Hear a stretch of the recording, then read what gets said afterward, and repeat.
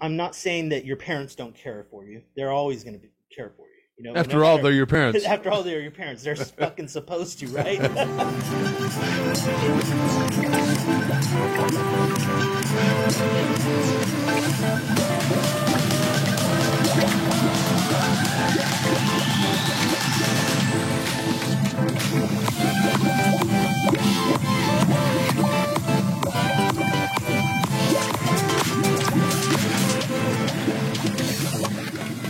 Well, here we are, Cecil. Here we are. Here we are. Hey, Should be interesting. Well, fuck it if it's not. You know, it's just the way it is. You know, I was thinking about, before you came on, I was thinking about, I've known you for a while, but I don't know exactly when it was that we met each other. I thought it was kind of like with Gabe. You were working with Gabe, or were you working with me before? No, no, you know, I think I first met you or first got involved when you had your, you know, when the gym was in Visalia. Yeah. Over on Lovers Lane. Yeah. That were you a client? I mean, I hate that. You know, sometimes like I've done this. I don't know if I was a client or if I, yeah, maybe So- I have, but I think where you and I really started getting acquainted was actually with Gabe. So when I Okay. came in and he was starting that Guaranteed Fitness Yes. in Visalia, Yeah. and then that's where I started getting involved there. Yeah, you know, I've been around this so long, 40 years now, that sometimes I get back with people that I haven't seen for a while, Yeah. and I'll say, "Yeah, you look really familiar." Like, well, fuck, I was a client of yours. I'm like, "Oh shit," and they make me feel bad because it's like, "Oh, you don't remember me?" Like, Well, "Oh." you know, in your line of work, I mean, it's you see a lot of people, Yeah, you know, and over the years, I mean, it's hard to keep track of, you know, yeah. people. Well, and then I had clients at one time where I was training clients here, and I was training. This is what I'm training Costner and that group down there. So I would get like all fucked up where I knew you. You know, it's like, are you from LA or around Yeah, this area? yeah, you have no way of putting your finger on who's what and who's what. Yeah. So I was kind of curious about that because I feel like I've known you forever, but I really don't know you, you know, a lot, Right. you know, because I know you more from. Just as business. Yeah. side. What got So- you into? I'm gonna talk about your childhood and traumatic bullshit and all that, but I want to know what got you into. I'm gonna say marketing, but what maybe you can explain to us exactly what kind of marketing that you actually do. It's a loaded question. Yeah, it is. Good for that. You know what got me into it was when I was a kid growing up, and I had a cousin that lived in the Bay Area, and she worked for a advertising agency, and you know, she had taken me in and kind of showed me around, and Yeah. I was fascinated by what they were doing.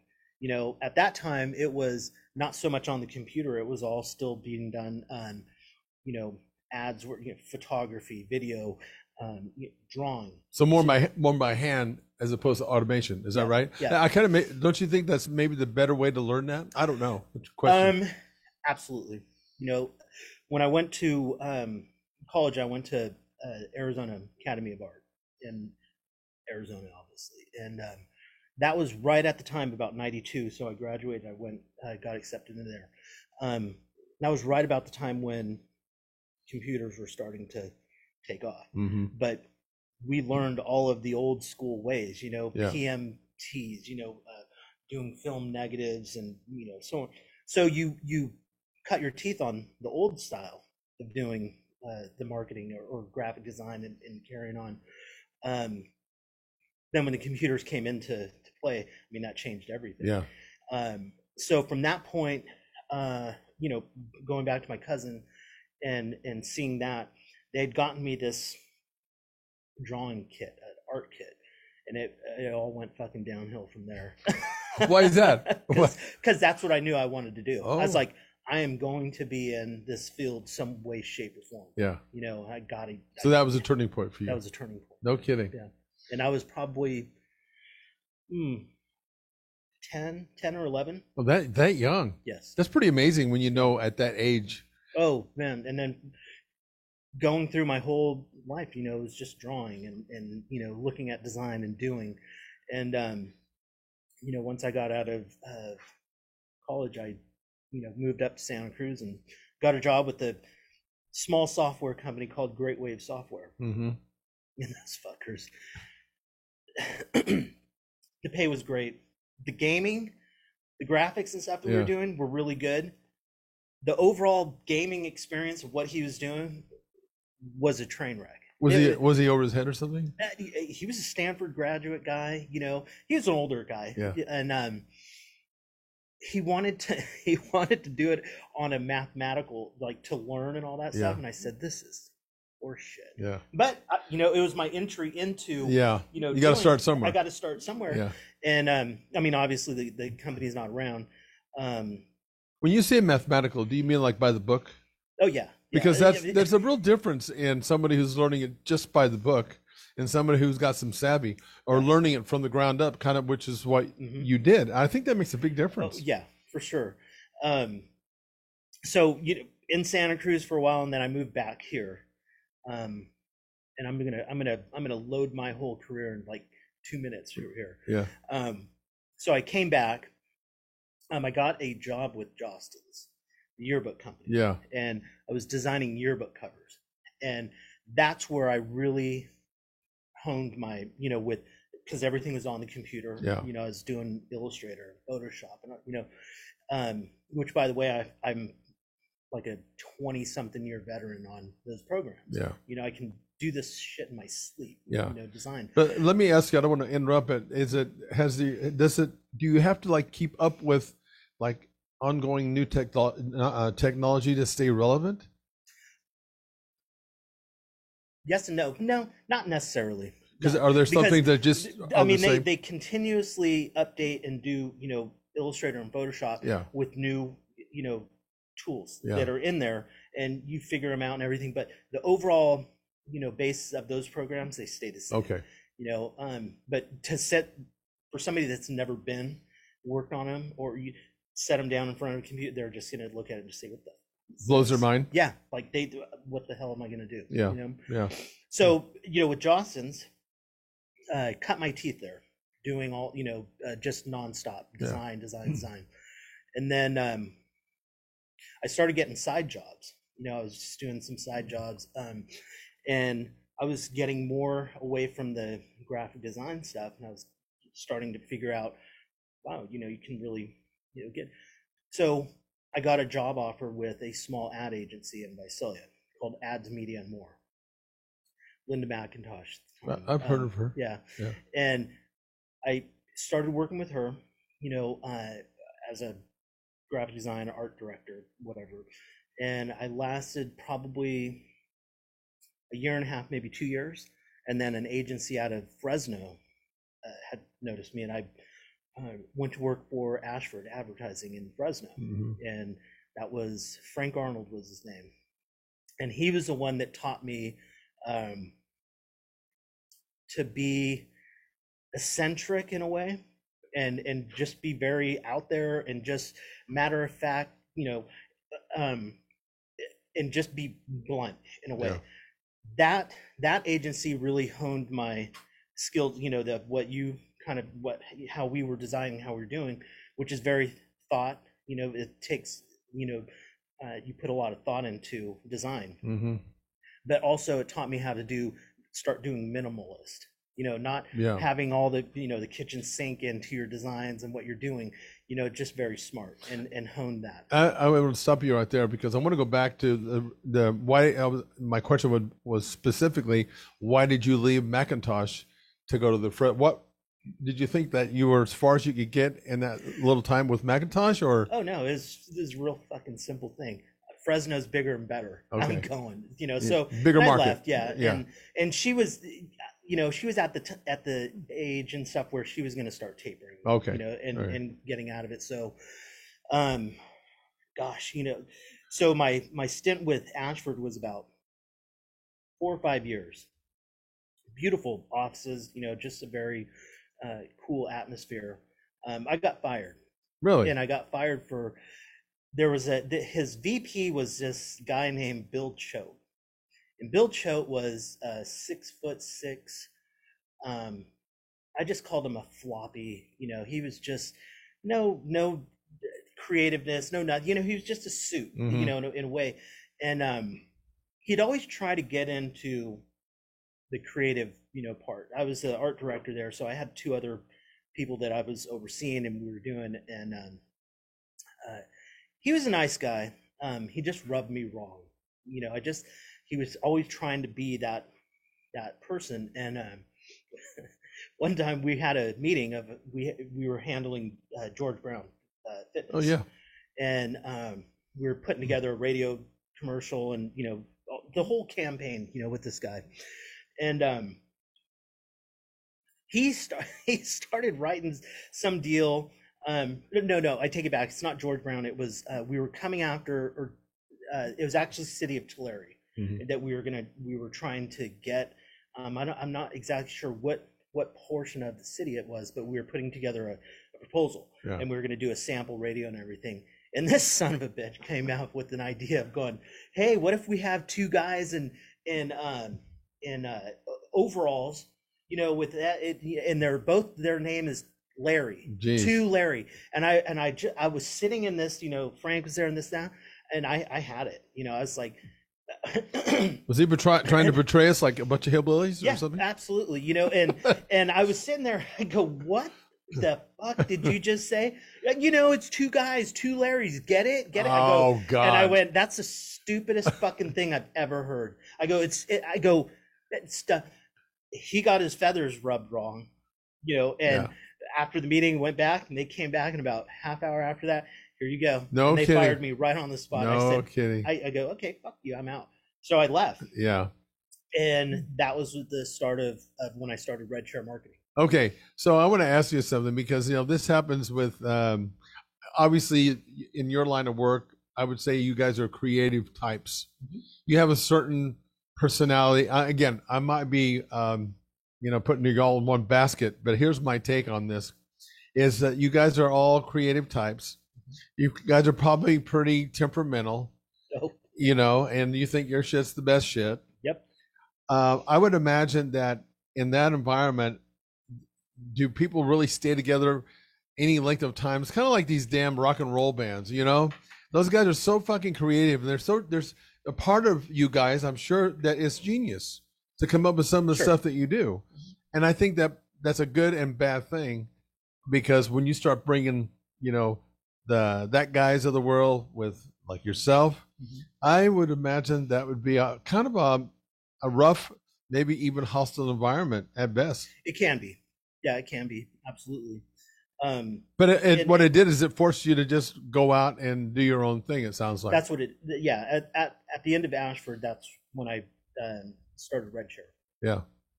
And the first couple years with Red Chair, it was very volatile. It was at a time where things were just kind of stagnant, stale, and we came in at the right time, and started doing great work. I was known as kind of a firecracker. I would come in and I would have businesses that wanted to rebrand themselves or get a new marketing campaign going and stuff. And I would come in and I would look at some certain stuff, and I would tell them, I go, "This is shit. I go, your brand is terrible." So we took it on. And throughout that, the course of that, now with Visalia, I mean, at one point we were, our motto was, "You know our work, you don't know us." Because we had done Visalia Transit District. We did the Visalia Convention Center. We did Sequoia Shuttle. I mean, these are all, we rebranded or we branded them from the ground up. Yeah. And those, you still see them out today. Yeah. Well, I think in some ways your motto or your catch line was actually important, because it should be about your work and the results that you're producing. Yeah. I'm going to ask you, why did you name your company Red Chair? I mean, I'm going to go back and tell you a quick story. When I first started my Visalia store and personal training, I thought I put all these hours in this fucking logo, and I came up with this optimum training techniques, right? Yep. And I thought, man, of course you think, this is like the greatest logo ever, and this is the greatest, until I got that one fucking phone call, and the person said, "Optimum training techniques," and they were serious about this. And she said, "Do you train dogs or something?" And I said, "Fuck." I guess I came up with that. You know, my thing was, okay, the way that I had my logo, it was gold, silver, and bronze. Well, I remember it. Okay. Mhm. And I thought, oh, people will know what I mean by just saying optimum training techniques. Do you train dogs? I said, motherfucker. And that's where I came up with that. Then I added a body by design. Yes. Yep. That made it more specific. Mhm. Okay, this is going back to red chair. What the fuck is red chair? I mean, if I Red don't, chair is very, very. you know, if I don't know who you are, I mean, like now, this is why Guaranteed Fitness. I'm thinking, okay, if you don't know what the fuck that is, you probably shouldn't be alive. Yeah. Fuck off. That's Okay. right. That's right. But Yeah. red chair, if Red I don't chair. know who you are, red chair, how would I know you're an Who the advertiser? fuck Yeah, is who the this? fuck is Yeah. this? A red chair. Okay, it was a very simple. It was very simple. I want, red's my color. Red is, it's power. It's, it's Yeah. it's vibrant. It's, audacious and rude in a way. Yeah, But in your face. what I had was, well, I wanted something different. I didn't want to be like, Lopez and group, or Right. just I wanted something that people would look at and go, wow, okay, that's a little different. Yeah, Red chair. yeah. And then the chair is a form of relaxation, that you sit down, you take it easy, fucking sit down, Yeah. take it easy, I'll take good from here. Uh-huh. That's what red chair marketing was. And I used just that little red chair, that we had, and it just went from there. So that was people actually called and hired us based on, they just thought it was a cool. I can see that now. Yeah. I understand your story better. It's kind of like Shell station. By just their sign, Just the sign. you know who Yeah. it is. That's Yeah. kind of what you're saying, Yeah. right? Yeah. Interesting. So it was I didn't know that. it was a good time. And I had that. We did red chair from 2002 or 3, and I closed it. I stopped it in 2013, and I went through a lot of therapy to talk about this and Yeah. to say this, but the reason why I did that was, my sister was going through some issues and stuff, and we had been dealing with her for a couple years and stuff, and then one day she just decided it was time to go. And Was she working with you in no, the no, business? no. Okay. But her and I were really close. Yeah, I mean, yeah. And I hadn't heard from her, and then there's some things that happened. She had gotten taken away, and taken to the hospital. We went to the hospital, saw her, and she tried to do some crazy stuff in the hospital, and they ended up arresting her, and they took her to jail. So I kept calling to see when they were going to let her out, and I was going to come pick her up. And then I called. It was a Monday morning, I remember, and they said, "Oh, we let her out at midnight." I said, "What the fuck, you guys?" Like, what? Because she wasn't in her right state of mind. Right. How can you do that? And so I spent the whole day that Monday, and I called clients. I was just like, "Look, I'm not going to be in. I'm not going. I'm having some family issues I've got to deal with," and I spent the whole day looking for her, Yeah. trying to find her, and nothing. I said, "Fuck, she's got to call at some point, whatever." So Tuesday morning, it was January 13th, and I tried calling her, nothing. I said, fuck it, I'm just gonna go to her house, and she's there, Yeah. figure out what's going on. So I called my dad, and he's on his way. He's gonna meet me there at her house. She lived in Exeter at the time, so I drive over. Her car's there. I said, okay, cool. She's there. She was making some questionable choices, Yeah. and at this time, I was like, okay, I'm gonna go in there. Some shit's going down. I'm gonna. You don't know what you're I'm walking gonna- into. Yeah. So I walked in. She had left the door open. It wasn't locked or anything. Yeah. I walked in, and she had a big house this time. It was about over 3,000 square foot. Oh, no kidding. 2-story. Wow. It was just beautiful house. Yeah. Walked in. You could take a left, and then straight is stairs that went upstairs, and then if you went down the hall, and there was into the kitchen and stuff. But I went to the left, and there was like a family room, or I walked in, I saw some stuff, and I just didn't feel right. So I was like, fuck, I don't know, man. So I looked, and I saw my dad was pulling up. So I walked back out. We're talking, and then go, okay, well, let's go in there and just, we're just gonna have to see. Rip the tape off. Yeah, and just see. So we went, and this time we went to the other side. My dad walked in. He was in ahead of me, he took a left into the kitchen, and I looked over and I saw her laying on the couch, and I was like, God damn it, Kelly, what? Get the fuck up. What are you doing? And I walked over to her and I looked and I go, oh shit. She had a knife sticking out of her chest, Oh and, my God. and it was just the handle. And, Oh, I was like, holy shit. I go, Dad, she's dead, and I felt her and she was cold. And I oh just, my God. and you have that fight or flight type Yeah. deal. And I, like, all emotions, everything just fucking, I was numb. I was just Yeah. like, okay. I walked back out and I started, call the police and did all that. Yeah. So long story short, that traumatized the fuck out of me, man. It was like, I guess so. yeah. And so it took me probably about a month or two, and I was just like, okay, I can't do, I can't go through what I'm going through and be the best person for Right. my clients and everything. So we ended up, winding down everything, and it took about a good 6 months or so. Oh, and then yeah. I went through therapy and everything, and then funny because it goes back into a complete 360. The manager at Jostens, at the department that I was working at, called me up. Hey, just checking on me. Yeah. And he had heard that I closed everything down, and he said, hey, we have a position here if you want to, if you're looking, this and that. Yeah. I said, why not? And it was such easy work for me, to go back to that. It'd be something that you could kind of environment ease back into without having too much. without having too much or having Thought. to think too much. Yeah.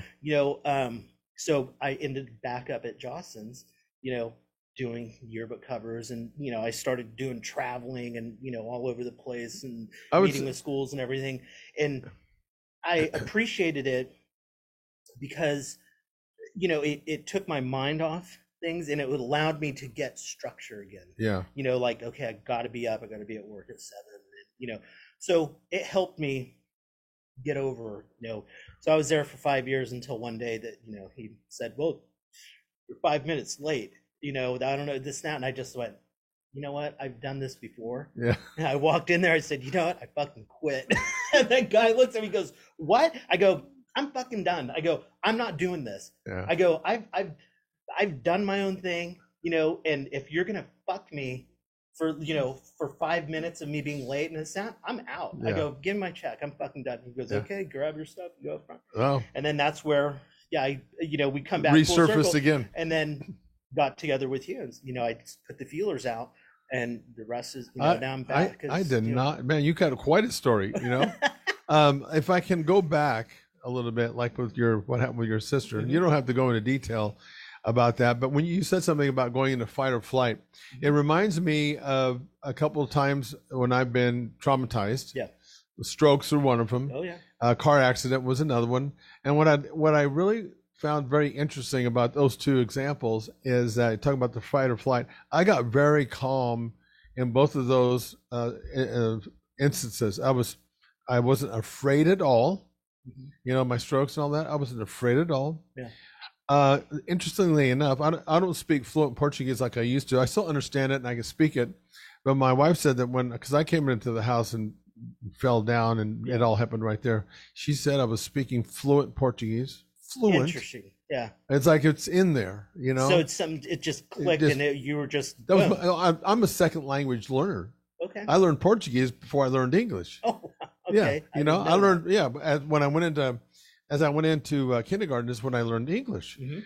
But it's fascinating how our physiology is and Yeah. the things that we're capable of doing. So, am I understanding when you went to fight or flight? It sounds like you got real calm and you were able to really focus for that Yes. moment in time. Yep. Yeah. It's not like how they think it is. You see somebody, dead, and you instantly fall, and you're Right. crying and you're sobbing. Right. And, that's the fucking movies. That's Okay? right. That's right. This was my sister. I mean, people thought we were twins. Yeah. We looked so much alike, Yeah. and we were always together. Yeah. Always together. And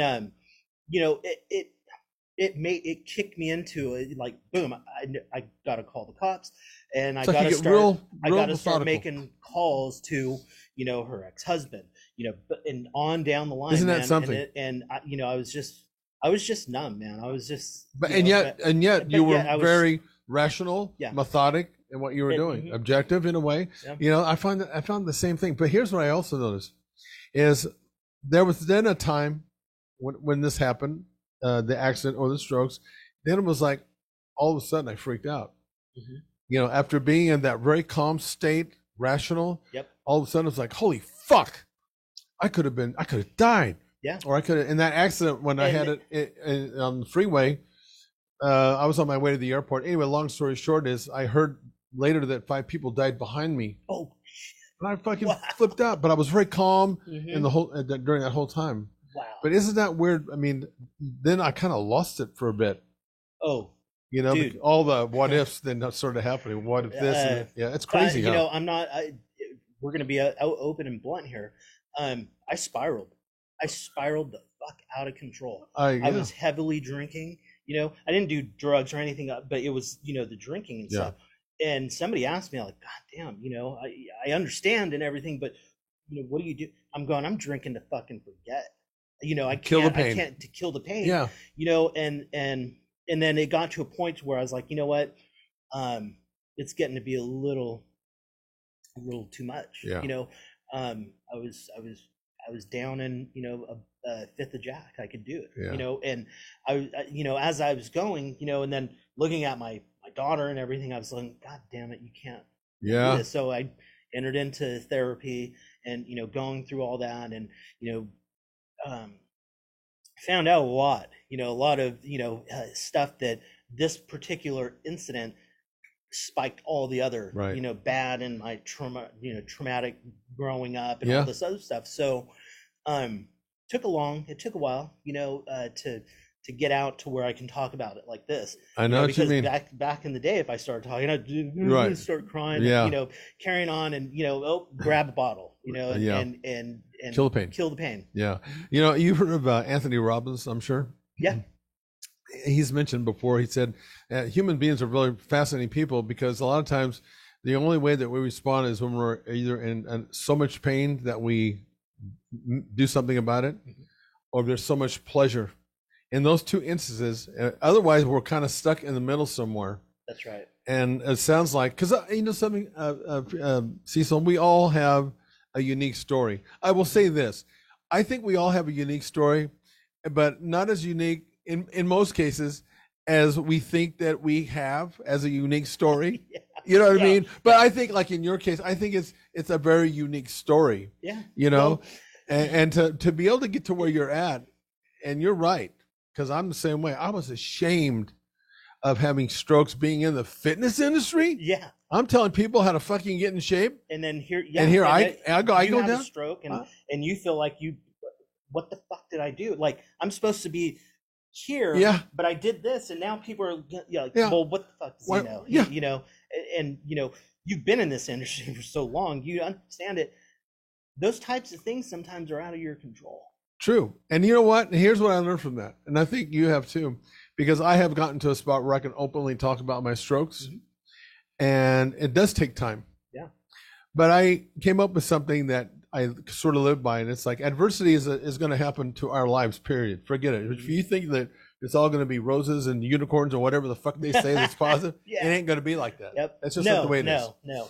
But- And rewinding, you know, the first traumatic thing, you know, in my fucked up world, was my mom getting colon cancer, and you know, finding that out, Yeah. and going in, and they're going, oh, she, you know, 6 months to a year, and you're Yeah. going, fuck, Yeah, that's heavy really? news. And that was in 2000. Yeah. You know, she ended up going 2 years, and then, you know, she passed, or maybe a year and a half or so, and she passed. So that was my first, you know, traumatic, like, God damn, I That's- never that's thought heavy. I'd lose my mom, and you know, Yeah. that whole thing. It's major. And then you fast forward, I find somebody, get engaged, get married, but 6 months before our wedding, my ex Marley's mother, Yeah. you know, which we have a great relationship, you know, but her mom committed suicide, you know, 6 months before we got married, and Oh, you know, shit. and here What the fuck are these people doing? I'm going here, you know, I lost my mom 4 years earlier, and here I'm having to deal with, you know, all this. I'm just going, what the fuck, Yeah, really. man? So you and I had this conversation, and this is where I came up with this realization of, and I say it, and people look at me and go, God damn, that's fucking cool. But my thing is, and we had this conversation, was once you realize nobody gives a fuck, nobody cares about you. Nobody cares. You're not special. Nobody's going to go out of their way to baby you, or, you're not that special. Once you realize that nobody gives a shit about you, you can go through life and be fantastic, because you own your own world and you create whatever you want. And that's your world. Yes, I can be, rude. Am I an asshole? Absolutely.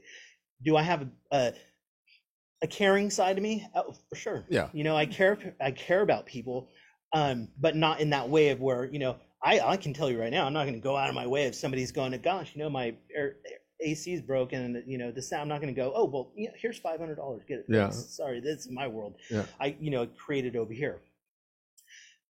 It's a little crass, but at the same, I'm not saying that your parents don't care for you. They're always going to care for you. After all, they're your parents. After all, they're your parents. They're fucking supposed to, right? I care for my child, Marley. I do that, but 9 times out of 10, if I'm being a real jerk or I'm being an asshole to somebody, it's probably because they did something to deserve it. But typical people I work with, or my friends and everything. I just met a buddy of mine yesterday after work, and shit, we haven't seen each other in a few months. I mean, this is my really good buddy of mine, and we got together, and it's like never skipping a beat.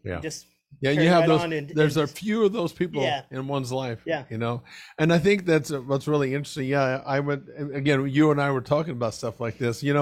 I went through something years ago that was basically, sometimes you think a bad thing is a bad thing and it's really a good thing, and vice versa, and I had some shit that went down years ago, and what it did is it created a situation, because it was pretty out there, for me. The paper took advantage of the fact that, because I asked them, why the fuck did you put me all over the newspaper when it was this? And over here, there were guns and kids involved, and it's in the back of the paper. They said something to me that changed my life, and I got it. I said, okay, fuck it, I got it. They said, look, that shit over there, that happens all the time. Mm-hmm. The shit that you went through, that was news, baby. I go, oh, I got it. Selling papers.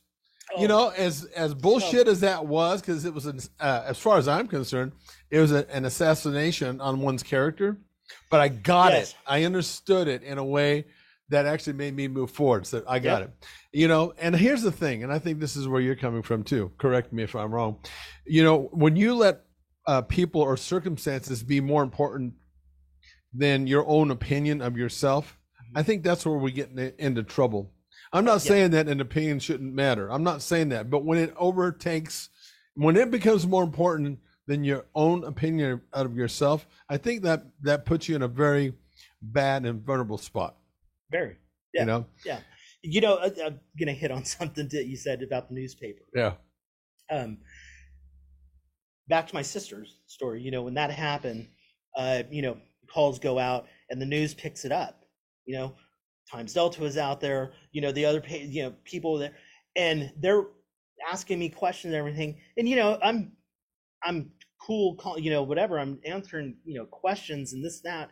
And, before everything wrapped up, did that. Well, fuck, the next day, front page fucking news, oh, woman in Exeter, and they called it a homicide. They thought it was a homicide, when we clearly said there was a note. She left the note, and everything. She was an X-ray tech in Tulare at the hospital, and she had her anatomy book open to where the heart, no kidding, very, so they're interviewing, doing all the front page news. Now mind you, I'm red chair marketing, and we had to deal with the news, and and Amy Pack was the. I know. I remember her. Amy Pack. Yeah. I called her up and fucking ripped her a new one. I said, "You guys knew," because What I didn't want was, I knew that my sister had committed suicide. We saw the note, everything was there, but what they were doing was fucking putting it as a homicide, like there was a killer on the loose still. Yeah. I said, you fucking people need to retract that story and write it because she committed suicide. Right. You guys knew that, but you guys are making it sound like somebody came into her house, killed her, and then they're sells more newspapers. Sells more newspapers. That's the bottom line of that. That's the bottom line of it. It amazed me. And she's like, I can't believe you're talking to me. I said, make it fucking right, or I'm going to be a big pain in the ass. Yeah. Because at that time we were doing, God, I don't know, we were spending at this time, but anywhere between $15,000-$20,000 a month with them, with ad contracts and everything. Yeah. So, she had to at least do, Yeah. So they retracted, they did the story, they said, this and that. I said, thanks, When this shit happened to me, I'm going to tell you something. The only thing that they got right on this story, and it's funny because I haven't heard, anybody really comment about that. It seems like it's been enough years now, but boy, I would hear this shit, what happened in the newspaper for years, It actually made me really tough. It was like, I took on like the Rocky, it's me against the world, fuck you, type thing. Yep. Yeah. And it actually made me stronger. But in that article that they wrote, I called the newspaper. Mm-hmm. I said, I'm going to go over the ad with you, or this thing that you wrote, because there's some things here that I'm going to point that did not happen. Yeah. And it was crazy because I say, okay, this right here where they said that they had warned me a bunch of times. I said, that never happened one time. And this is what they got into. It was a he says, she said. Well, that's what they said. This was the police department and the newspaper, talking to each other. But it was amazing how they just, it was like this game that they played. I saw what was going on. I'll tell you what they did get right. My fucking address and my name. They got that shit right. That was basically the only, and I had to actually, it was embarrassing. I actually, this is a moment when you have to talk to your kids. That's a fucked up moment. That's a very fucked up moment. It is. I sat them down and I went over the article. I highlighted everything that was inaccurate. And like I said, the only white part of that white and black part was, and I'm not being bitter about it. They just, the way they wrote it made it sound way worse. And it was not factual. And for so many years, I was so fucking mad about that. Yeah. Yeah. But when they told me, no, but that sells newspapers, I go, okay, fuck you. I got it now. Yep. Okay. Yeah. God damn. And some of that, with some of the clients that we handled and everything, we'd have to come in and do some of that, cleanup. Yeah. If they had bad press, because I'm going to say this, all press is good press. I don't give a shit if it's bad. I agree. Good. It's now if you're in business and you have bad press, you got to go in there, you got to clean it up, and you got to utilize that and say, hey, let's make this work in our favor. But the media in general is, they'll always be biased, or do what they want to do, and however they're going to go about reporting, because it's all about money. Hell yeah, it's really more about their narrative than yours. Because as an athlete, I used to get interviewed. Yeah, and I would say, like, okay, you got to make sure that this is accurate. This is a part that needs to be accurate. Yeah. And I'll be a son of a bitch more times than not in the paper, but they wouldn't even put that in. No, yeah. Because that's not going to. That's not going to do it. That's just the way let's spin this. That's just the way the fucking game is played, and you got to learn that shit because that's just the way it is. Yeah. Oh my God. and to think of that now, I'm going to segue into something. I've now become part of that machine in a way, loosely. Yeah. Loosely, we started a cannabis magazine. Yeah. Here in locally, and what the goal is for that is to take the stigma off of cannabis use. Right.